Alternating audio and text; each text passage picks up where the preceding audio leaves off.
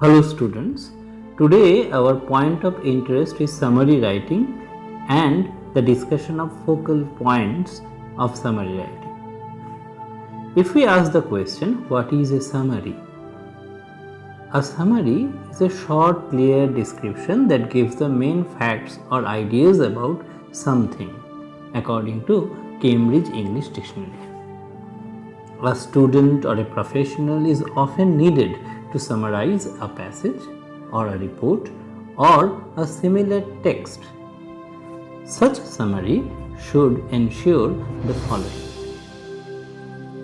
First point is significance. The summary should contain all the major points of the original text. It is necessary to find out and list the major points and any minor points associated with them. Underlining with pencil may be helpful too. Next, relevance. Very often, the instruction is to focus on a particular aspect of the text. That is, you are not to write the summary of the whole passage. In such a case, it is necessary to summarize only the relevant information addressing the instruction. The other aspects of the text, the other points that are actually beyond the context or beyond the focus, must be excluded from the summary. Next, accuracy. It is essential that the summary contains an accurate account of the original passage.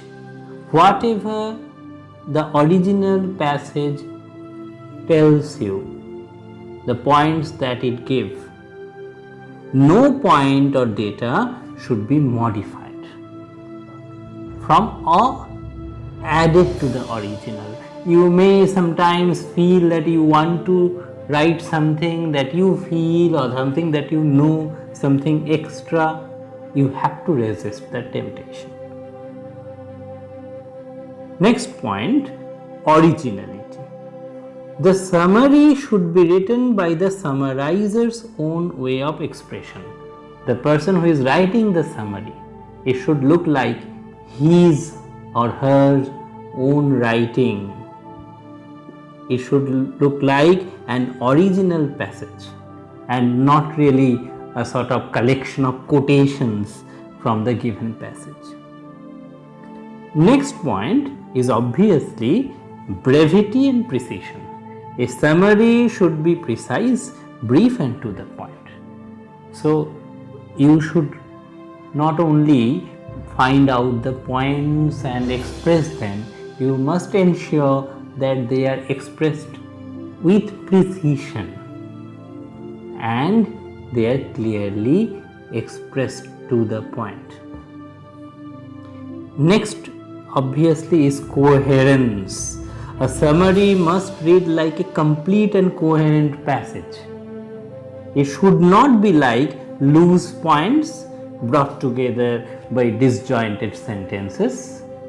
That will take away the beauty. If it is not coherent, it will really be very unimpressive. So it should not look like a cumbersome passage. It should be a smooth and coherent passage. Last but not the least, simple and communicative. The summary must be written in clear, simple and communicative language. That means it is clearly understood, it would look simple, yet it can easily communicate the meaning to the reader. Avoid ornamental language, too much rhetoric or quoting certain phrases or some ornamental phrases. Don't do that. And also roundabout sentences. The roundabout sentences means you are trying to express something in a very roundabout way. You are not really being precise and to the point. Don't do that. It will be rather a very long passage, number one. Number two, the sentence, sometimes such sentences which are roundabout often looks like leading nowhere. Okay, try to be short sentences, try to write short sentences so that they are clear and they are also racy, easily communicative. Along with all this, you should remember that sometimes in certain syllabi and certain boards, they will give you a kind of box like thing, means a word limit is set. You have to write within that word limit, and that's why you may have to make a box like thing where when each word would be put in one particular small box that actually forms a part of the larger box. Okay, so what you have to do there, that you have to maintain the word limit, otherwise you would not be able to keep that within the box. So when you write that in the copy, you have to actually draw a box. If the word limit is 50 words, then you have to draw a box. The units within the box, the small boxes within the box will number not more than 50. They will be exactly 50. So you may draw a box where there would be maybe 5 rows of 10. So in this way this will be 50. So anyway, the point is that if there is a word limit, then that word limit has to be maintained, and otherwise you have to remember that generally it should be not more than half of the passage that is given to summarize. Okay, and another thing to remember is that generally we find the student is asked to give a title and then to justify the title, why he has given this title.